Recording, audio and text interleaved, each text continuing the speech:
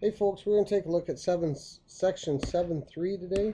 And in section 7-3, it's going to talk about applying the distributive property. And in all reality, that begins on page 315. And that's kind of some of the things that I was already leaded into with the last one. I kind of combined it all into one different piece there.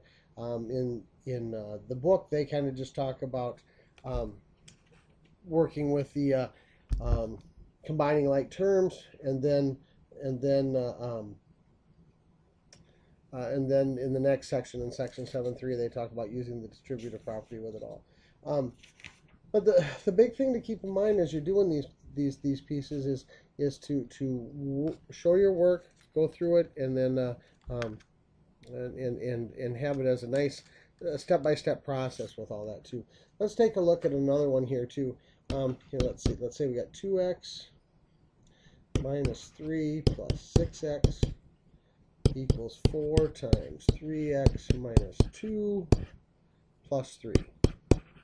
Okay, like we talked about in the last section, and what they kind of get into in this one too finally, is first of all you need to multiply everything out. You need to use that multiplication axiom, or distributive property, excuse me, multiplication, to multiply everything out.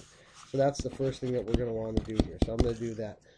And so I'm going to have, on this one, I'll have 2x minus 3 plus 6x equals, now I take 4 times 3x, and my 4 times a negative 2, and I get 12x minus 8 plus 3.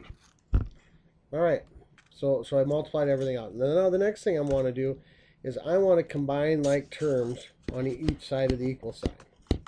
Okay, I want to combine like terms on each side of the equal sign. So here I've got 2x's and 6x, and so I've got 8x minus 3 equals, I just have the 112x there, and a negative 8 plus 3 is going to give me a negative 5.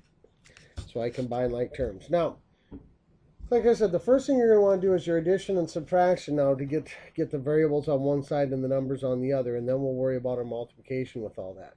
And as I mentioned before too, I like to move everything so I have a positive coefficient in front of the variable. So in looking at this, I have a coefficient of 8 and a coefficient of 12. I'm going to subtract 8x from each side so I can have a positive number here because my 12 is larger than 8. Okay, so I'm going to subtract 8x from each side.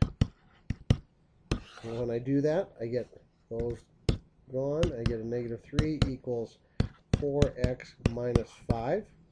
All right, and now I've got my positive variable there, and then I'm going to add my 5 to each side to get that over here, because remember, we have to do the opposite of what we're doing here. This is a positive 8, so the opposite of positive is negative, so I need to subtract 8x from each side. And whatever I do to one side of the equal sign, I have to do to the other, because it's like a teeter-totter. We want to make sure we keep it level. So now here, to finish this one off, I want to add 5 to each side, because here I'm subtracting 5, and I want to do the opposite. Okay, so I have to add 5, and if I add 5 to this side, I have to add 5 to this side, and so I get an answer of 2 equals 4x. Okay, so I've done my addition and subtraction. I got those pieces taken care of. Now I need to take care of any multiplication and division. So I've got my 4x there. My coefficient in front of this variable is 4, so I'm actually 4 times x. So I need to do the opposite, divide each side by 4. And so I end up with x equals 2 over 4,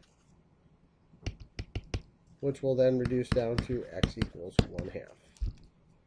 Okay, so it's just a matter of working through those, keeping your thoughts straight, doing one step at a time, and not trying to combine too many things with that too. Once again, there's some real good practice on these that begins on page 318, and it will take you through 1 through 34, so you can use those for practice with all that. So hope things are going well. Like I said, solving linear equations I think is kind of fun and something that's very practical and very beneficial for all of us with that. So all right, have a great day. Bye.